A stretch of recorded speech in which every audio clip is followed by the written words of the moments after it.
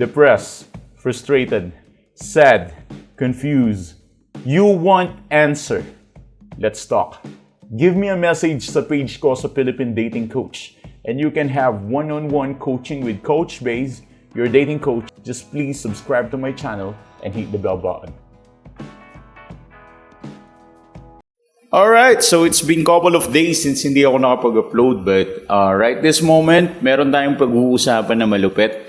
And we will talk about this thing kung paano nga ba mabubuli yung ex mo after ng breakup. Kasi usually after ng breakup, ang nangyayari, ikaw yung nabubuli. Ikaw yung nabubugbog ng sitwasyon at ikaw yung nilalamon at kinakain ng sitwasyon.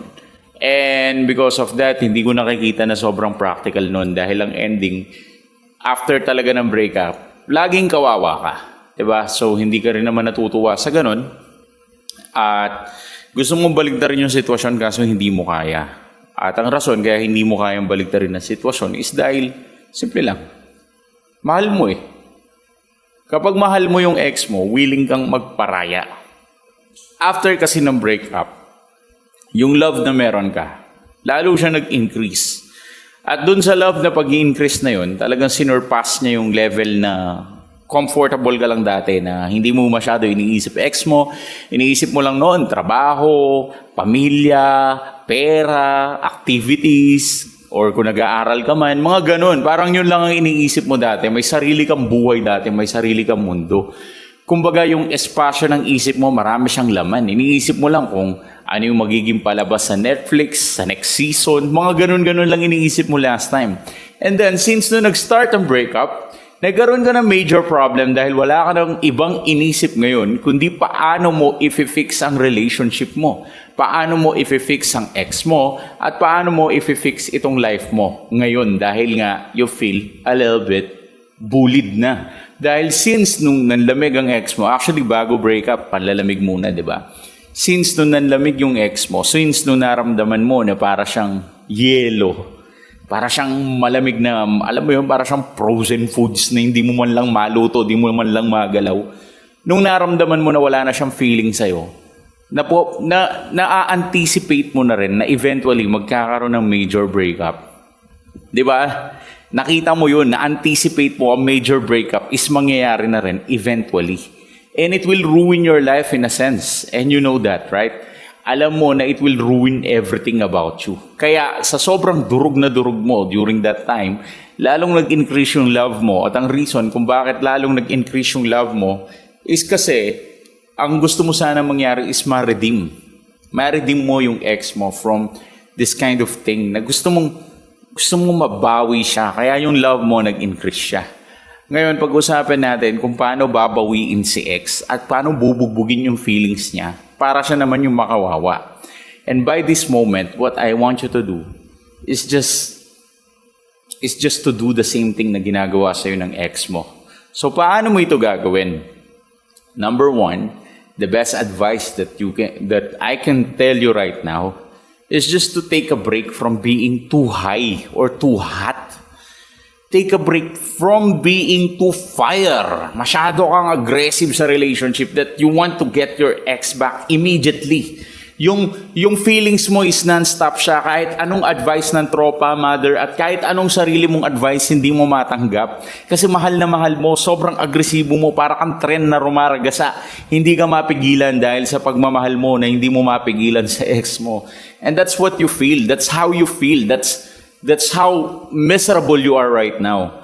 What I want you to do is just press the brake button, di ba? Pumreno ka muna.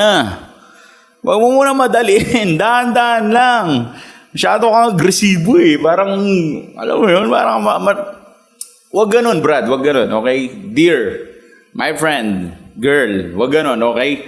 What I want you to do is take a break from it first. Hit the brake button. Tadyakan niyo muna yung brake button para hindi kayo mabangga. Nagkakalat ka na eh, di ba? At dahil sa pagkakalat mo na yan, it will give you a lot of stress. Kaya you are not winning because you are becoming illogical. Imbis na mabalik mo ang ex mo, ang ginagawa mo, lalo ka nagkakalat para sirain yung relationship. So, press the brake button first. Second thing that you need to do, aside from pressing that button, Pangalawang bagay na kailangan mong gawin is you need to have an immediate reverse game, kung tawagin natin. Immediate reverse game, ibig sabihin, paatras ka naman ngayon. Lahat ng ginagawa mo is gawin natin backwards. Like, yung love mo, higupin natin siya pabalik. Gawin natin siyang inverted, di ba? Baligtarin natin yung sitwasyon para mas maging favorable siya sa side mo. Like, no contact, something like that. Alam nyo na yung technique na yan. Pero yun ang nakakatulong kapag binabaliktad mo na yung mga dati mong actions to get your ex back. Kasi kapag naging reversed ka na, doon na siya mag-iisip. And your ex will keep guessing kung ano ang nangyayari sa'yo. Why you're so irresistible. Why you're so strong. Why all of a sudden sobrang independent mo, sobrang tibay mo, hindi ka magiba, di ba? Parang why all of a sudden nag-iba yung tempo? Kasi yung tempo dati ng music is predictable niya. Parang key of A ka lang dati. Key of A ka lang dati. Kaya kanyang hulaan base sa mga next steps mo. But when the times na nagkaroon ka ng shift at nagpalit ka ng gear, napunta ka sa press B, something like that, nagkaroon ng major changes to the point na hindi na malaman ng ex mo kung paano niya pipigilan at kung paano kanya kokontrolin sa bagay na to. And that's how you manipulate things. Dahil kapag in-start mo nang i-reverse ang mga bagay-bagay, nag-i-start na ang mystery. Nag-i-start na siyang ma-curious about what the hell is happening with you. Bakit parang hindi na kita, parang wala na sa control ko tong tao na to Something like that. Kailangan niya muna ma-feel yun para siya naman yung mag-panic. After nun, what I want you to do is to keep the mystery. Panatalihin mo na naku-curious siya sa'yo at hindi niya alam ang next step mo. Stay unpredictable. Doon mo makakawawa ang pride ng ex mo dahil once na naging unpredictable ka na yung time na hindi ka na niya kaya pang kontrolin. But if you want to get your ex back for the full condition, give us a message sa page namin ng Philippine Dating Coach sa Facebook yan. Diyan message mo ako. One-on-one coaching tayo, phone call. Okay? Thanks for watching.